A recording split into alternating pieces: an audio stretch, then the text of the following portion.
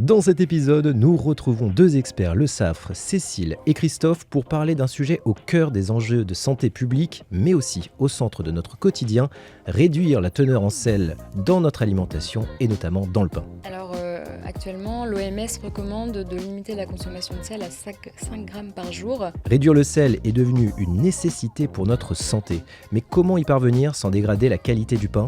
C'est un grand défi pour le secteur de la boulangerie. Bien sûr, le pain sera beaucoup plus fade, on aura un impact sur la texture, sur la couleur du pain et puis sur le produit fini. La levure et les levains pourraient bien être une partie de la solution. Les extraits de levure, ce sont des exhausteurs de goût, donc ils vont venir un peu masquer la baisse de sel. Bienvenue dans 100% Fermentation, le podcast de Le SAFRE Panification France.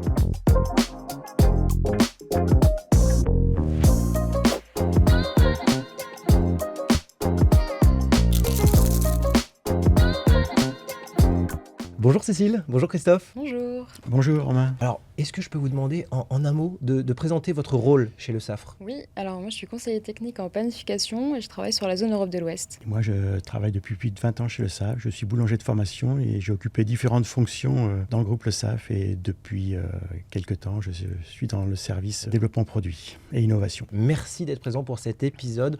On va parler donc d'un sujet très important, d'un ingrédient essentiel au cœur de la fabrication du pain, mais aussi au cœur d'un enjeu de santé publique, c'est le sel, et notamment le sel dans notre alimentation, et notamment le sel dans le pain. Alors, j'ai une première question, ça va être pour toi Cécile. Pourquoi cibler le pain quand on parle de réduction de sel ? Alors le pain, c'est un aliment qui est très consommé dans le monde. On a été habitué depuis petit à manger du pain dès le matin, par exemple en France. Donc c'est un aliment qui est très présent dans notre alimentation, comme je disais, et on estime que ça représente 20 à 30% de l'apport en sel journalier. Mais c'est vrai qu'on entend depuis très longtemps, souvent au petit déjeuner, la tartine de pain beurré, le café ou le chocolat. Effectivement, c'est très ancré dans la consommation des Français. Alors c'est vrai qu'on dit souvent que le sel est indissociable du pain. Il a toujours fait partie intégrante de la recette. Christophe, concrètement, à quoi sert le sel dans la recette du pain ? Déjà, le sel, c'est un ingrédient historique. Il est indissociable de la fabrication du pain. Il apporte plein de choses. Il apporte de la couleur, il apporte de la texture, il apporte de la conservation. Il sécurise le boulanger, qui apporte du confort au boulanger. Donc il n'y a pas que l'aspect gustatif finalement, il y a aussi un aspect technique. Tout à fait. Quels sont les impacts ? Parce qu'on pourrait se dire, finalement, il faut juste réduire le sel. C'est quoi les impacts d'une réduction de sel dans le pain ? Alors l'impact, c'est que déjà le sel, c'est un hygroscopique. Le fait D'accord. de baisser la dose de sel dans la pâte ou dans la recette va apporter du collant. La fermentation ne va pas se conduire de la même façon. Le boulanger ne va pas travailler de la même façon. Il va devoir adapter sa façon de travailler. Bien sûr, le pain sera beaucoup plus fade. On aura un impact sur la texture, sur la couleur du pain et puis sur le produit fini. En général, c'est pas si anodin que ça de baisser le sel.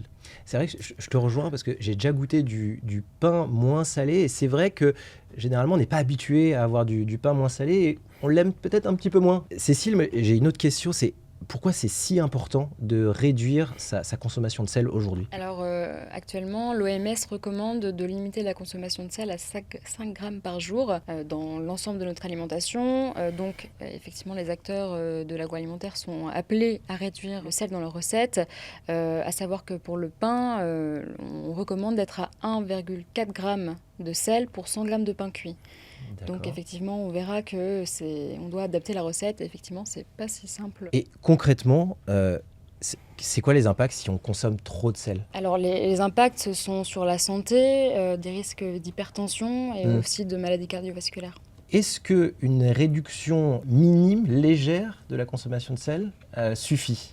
On peut réduire un petit peu, sauf que ça ne sera pas suffisant. D'accord. Si on veut atteindre les objectifs de réduction de sel. Quelles solutions existent aujourd'hui pour compenser, pallier cette réduction de sel ? Heureusement, il existe différentes solutions en fonction des besoins et des recettes. Par exemple, on a tous les sels minéraux comme le KCl qui sont disponibles, aussi les extraits de levure, tout ce qui va être les levains. Donc il y a différents types de levains, les levains dévitalisés par exemple, liquides, ou les starters que les boulangers peuvent utiliser pour lancer leur propre levain. D'accord. On a aussi des arômes. Et par exemple, chez le Safre, on a un produit, le Gustal, qui pourrait tout à fait répondre à cette problématique de réduction de sel. Donc il est composé d'extraits de levure et de levain dévitalisé. Les extraits de levure, ce sont des exhausteurs de goût, donc ils vont venir un peu masquer la baisse de sel. Alors si on travaille sur des longues fermentations, on va encore améliorer ce goût. Par contre, le sel a quand même des propriétés que ne vont pas apporter les extraits de levure, c'est-à-dire qu'ils n'ont pas de propriétés pour tenir mieux la pâte, pour éviter le collant. Il y a quand même pas mal de choses que les extraits de levure ne vont pas apporter, qu'apporte le sel. Donc il faut passer par encore d'autres solutions. On peut jouer sur le process, on peut jouer sur la recette. Comme disait Cécile, on peut jouer aussi avec différentes solutions que le SAF apporte déjà, comme le Gustal, donc qui vont venir à gommer un peu cette baisse de sel. Et Christophe parlait des levains, c'est quoi le rôle des levains aussi? Alors effectivement, on a différents types de levains qui vont avoir des actions qui sont différentes. Comme je disais, on a les levains dévitalisés, les levains liquides ou les starters. L'atout majeur d'utiliser un levain, c'est l'apport d'arôme dans le pain, comme on disait, puisque le sel, manger un pain sans sel, c'est pas forcément très agréable pour le consommateur qui est habitué au goût salé dans le pain. Donc il y a un apport d'arôme. Pareil, grâce au levain, on a différents types d'arômes qui peuvent être apportés. On a des choses qui peuvent intervenir sur la texture et aussi la conservation du pain via l'acidité qu'apporte le levain, en plus du coup pour les arômes et la texture du pain par exemple. Et pour compléter Cécile, c'est quand on travaille avec des levains, on travaille sur des longues fermentations, donc on fabrique beaucoup de composés aromatiques. Alors tout ça vient s'ajouter à la solution Gustal qu'on peut apporter sur ces longues fermentations, ce qui fait qu'à la fin on a un produit qui sera beaucoup plus goûtu. On va percevoir très peu la baisse de sel. Cette solution alliée, associée à un process, va venir compenser la baisse de sel. Ce qui fait qu'on va percevoir très peu cette modification. C'est très clair. On va penser à nos amis boulangers maintenant. Est-ce que réduire le sel dans la fabrication du pain, est-ce que ça change le process en boulangerie? Est-ce que ça modifie la façon de travailler la pâte? Oui, alors comme on l'a dit précédemment, effectivement, le fait de réduire le sel va changer des choses sur la qualité de la pâte et aussi la façon dont le boulanger va la travailler. Par exemple, on va devoir adapter notre process, donc tout ce qui va être en lien avec le pétrissage de notre pâte, son hydratation et aussi la fermentation, puisque le sel va avoir un impact sur notre fermentation. Puisqu'on a un objectif qui est fixé à 1,4 g de sel pour 100 g de pain cuit, le boulanger, c'est difficile pour lui de se repérer. C'est dur parce que là on parle de pain cuit, mais du coup comment on gère pour la préparation de la pâte? En fait, le boulanger a l'habitude de calculer sa recette sur la quantité de farine, donc en fonction de l'hydratation, parce que l'hydratation va aussi jouer sur la quantité finale de sel dans le pain. Si on a une hydratation qui est 70% d'eau, qui est assez commun, sur la quantité totale de farine, on doit imaginer 17 grammes de sel pour 1 kg de farine. C'est noté. Bon, et côté goût, finalement, ça change quoi? Côté goût, on a effectivement un changement qui peut intervenir. Chez Le Safre, on a la chance d'avoir un service qui est dédié à l'analyse sensorielle, donc l'étude des propriétés organoleptiques du pain. On a tout un service qui est dédié pour comparer effectivement un pain qui pourrait être témoin avec la quantité de sel actuelle et des pains qui ont des quantités réduites, et donc avec les solutions qu'on peut y ajouter pour compenser en fait cette perte d'arôme et aussi les changements sur les qualités du pain. Donc c'est un service qui est complètement dédié à nos clients. Nous, on utilise ce service, mais ce service peut être utilisé aussi par nos clients. Et d'ailleurs, on a des clients qui nous sollicitent régulièrement en nous demandant de l'aide.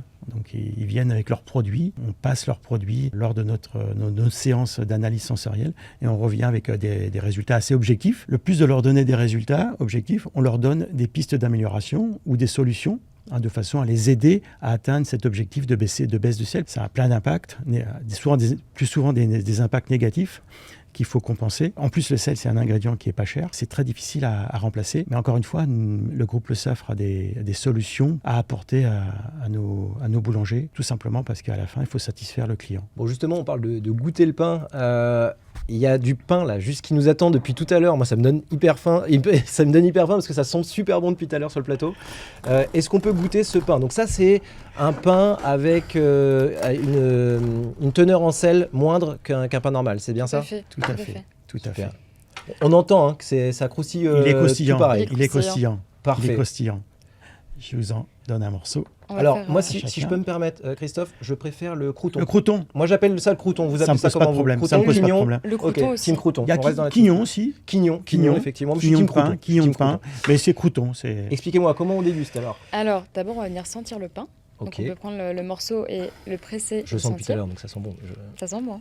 Et après, l'ouvrir. Voilà. Le sentir également si on veut. Et venir le déguster. Voilà. Et là, on peut, quand on regarde la texture, quand on voit l'aspect du pain, on peut déjà vous dire qu'il a été fabriqué sur une longue fermentation.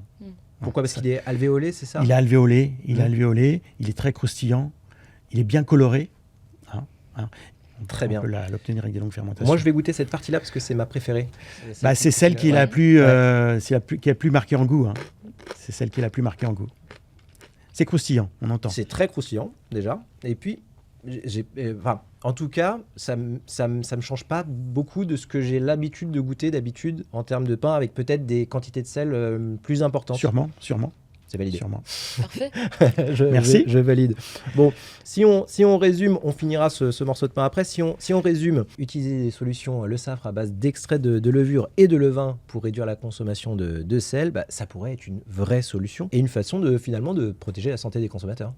C'est ça, en fait, avec la gamme de produits qui est maintenant disponible sous différentes formes, effectivement, et avec des apports différents. C'est une solution aujourd'hui pour pallier à la réduction de sel qui est de toute façon nécessaire. Et puis après aussi, avec les process qui peuvent être modifiés, par exemple, comme disait Christophe, les longues fermentations qui vont développer plus d'arômes, qui vont permettre aux pâtes d'avoir une meilleure qualité, peuvent aussi être une solution pour aider les boulangers. Alors, c'est vrai qu'on entend beaucoup de choses sur les levures, les levains. Tiens, je vais te poser la question à toi, Cécile. Quelles idées reçues tu entends souvent à propos de ces sujets? Alors, je pense que l'idée reçue que je pourrais citer, c'est que la plupart du temps, on imagine qu'il n'y a qu'une seule levure, alors qu'en fait, il y en a différents types, bien sûr, en fonction des recettes, des process aussi des boulangers. On a différents types de levures. Par exemple, pour la brioche, on a une levure qui est adaptée aux pâtes sucrées, parce que le sucre va avoir un impact sur la fermentation. Et vous m'avez pas ramené de brioche? Non, pour la prochaine fois. Ce qu'il faut savoir, c'est pour compléter, Cécile, c'est que la levure, il faut bien garder en tête que c'est un produit noble, puisque c'est un produit vivant.